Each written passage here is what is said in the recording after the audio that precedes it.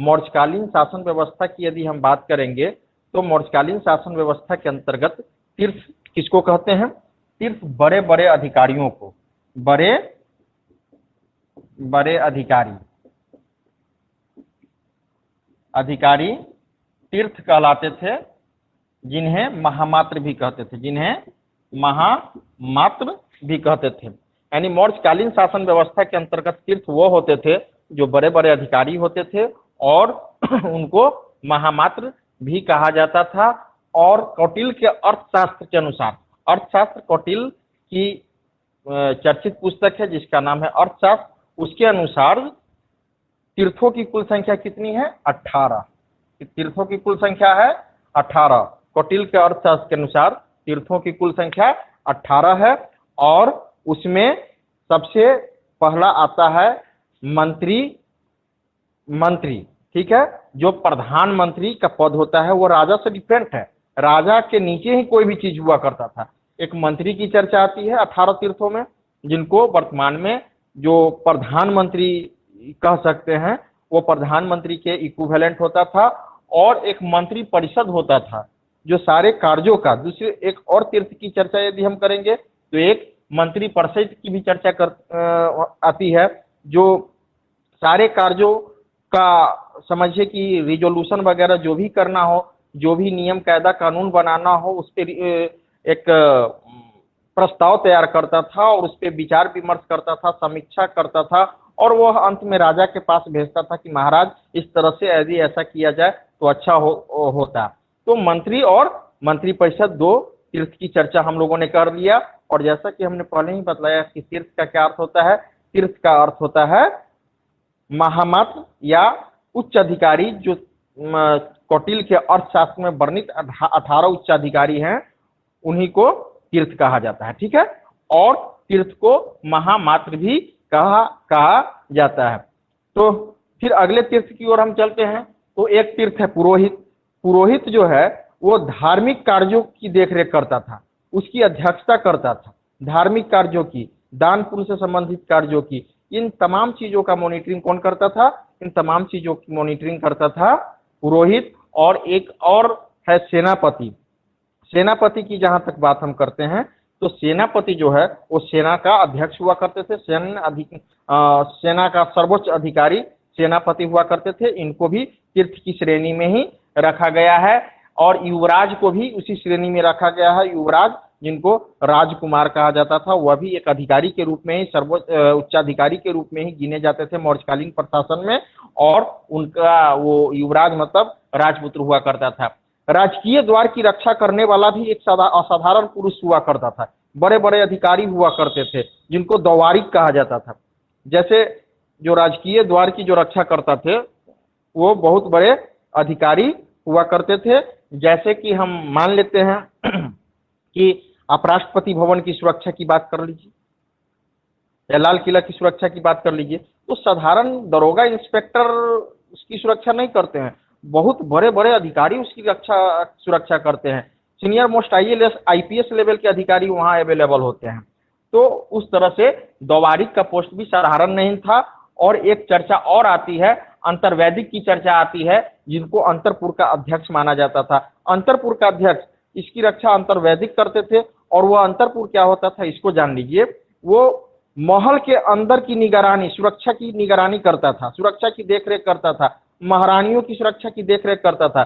मुगल काल में उसको जनाना खाना के रूप में हम जान सकते, मुगल काल में उसको जनाना खाना बोला जाता था, ठीक है। तो अंतर्वैदिक जो अंतपुर की रक्षा करता था और वह महल के अंदर मतलब रानियों पटरानियों की रक्षा का कार्यभार उसके अधीन था, ठीक है। समाहर्ता की बात हम करते हैं। एक समाहर्ता हुआ करता था, जो वर्तमान में समाहर्ता कलेक्टर को कहते हैं, जिलाधिकारी को कहते हैं। वर्तमान में समाहर्ता कलेक्टर को कहते हैं, वो जिलाधिकारी हुआ करते हैं। और वो जो है, लेकिन उस समय उनका मुख्य काम क्या था? उस समय उनका मुख्य काम था आय का संग्रह करना। किसका काम था? समाहर्ता का काम था, जिसको DM बोलते हैं, कलेक्टर बोलते हैं, ठीक है। फिर एक सन्निधाता का पद आता था। सन्निधाता भी एक तीर्थ हुआ करते थे, जो राजकीय कोष के अध्यक्ष होते थे। जो ट्रेजरी जो होता था उसका अध्यक्ष कौन कहलाता था? सन्निधाता कहलाता था। फिर जेलर जो होते थे, जेलर भी जो है सो प्रमुख तीर्थ के अंतर्गत ही आते थे जेलर। और जेलर जो है उनको प्रशासता कहा जाता था। जेलर को क्या कहा जाता था? प्रशासता कहा जाता था। कमिश्नर का जो पोस्ट देखते हैं, कमिश्नर का वर्तमान में, तो वो उस समय समाहर्ता से ऊपर का पद हुआ करता था। कौन? प्रदेष्टि। प्रदेष्टि को क्या कहते थे? कलेक्टर का। प्रदेष्टि को सॉरी कमिश्नर कहते थे। प्रदेष्टि को क्या कहते थे? कमिश्नर। और एक पौर की बात आती है, पौर नगर कोतवाल, जो वर्तमान में एसपी जो होता है, एसपी जिसको पुलिस सुपरिंटेंडेंट कहते हैं, वो उस समय पौर के रूप में आता था, जिसको नगर का कोतवाल कहते थे। और एसएसपी का नाम आप एसएसपी का पद सुनते होंगे, या सीनियर मोस्ट पुलिस अधिकारी की बात सुनते होंगे, उस रूप में नायक की बात आती है। वह भी नगर की रक्षा का मेन हुआ करता था। और नगर की रक्षा का समझिए तो पौर से ऊपर, पौर जो नगर कोतवाल जो होता था एसपी, उसके ऊपर नायक हुआ करता था। समझ गए? तो इसकी चर्चा भी आपने देख लिया। फिर यह भी तीर्थ के कैटेगरी में थे। एक व्यवहारिक आता है। व्यवहारिक भी क्या है? व्यवहारिक भी जो है सो एक तीर्थ ही हुआ करता था, और व्यवहारिक प्रमुख न्यायाधीश हुआ करता था। आप जान लीजिए कि आप देखे होंगे कि सिविल कोर्ट कहीं लिखा हुआ रहता है, उसका हिंदी होता है व्यवहार न्यायालय। समझ गए? सिविल कोर्ट का हिंदी क्या होता है? व्यवहार न्यायालय। तो व्यवहारिक जो एक तीर्थ जो हुआ करते थे, वो चीफ जस्टिस के रूप में माने जाते थे। एक और है जो है कर्मांतिक की बात आती है। कर्मांतिक एक और तीर्थ की बात आती है। कर्मांतिक जो उद्योग धंधे और कल कारखाने की देखरेख करता था, उसका क्या नाम था?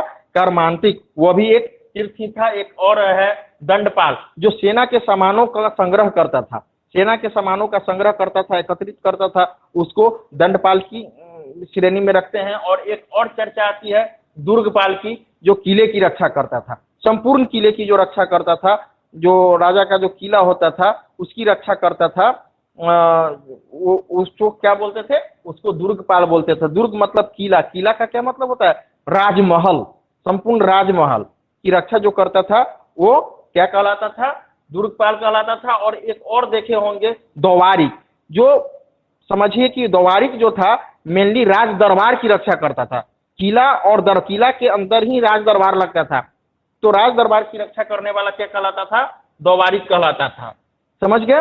और उसके बाद अंतिम एक है ये तीर्थ, उसका नाम है अंतपाल, जो सीमावर्ती दुर्गों की देखरेख करता था। जो सीमावर्ती दुर्गों की देखरेख करता था वह अंतपाल कहलाता था। तो इस प्रकार जो है ये अर्थशास्त्र में वर्णित 18 तीर्थ है जिसकी चर्चा हमने किया है। और यह 18 तीर्थ जो है मौर्यकालीन प्रशासन में सर्वोच्च अधिकारी के रूप में हुआ करते थे।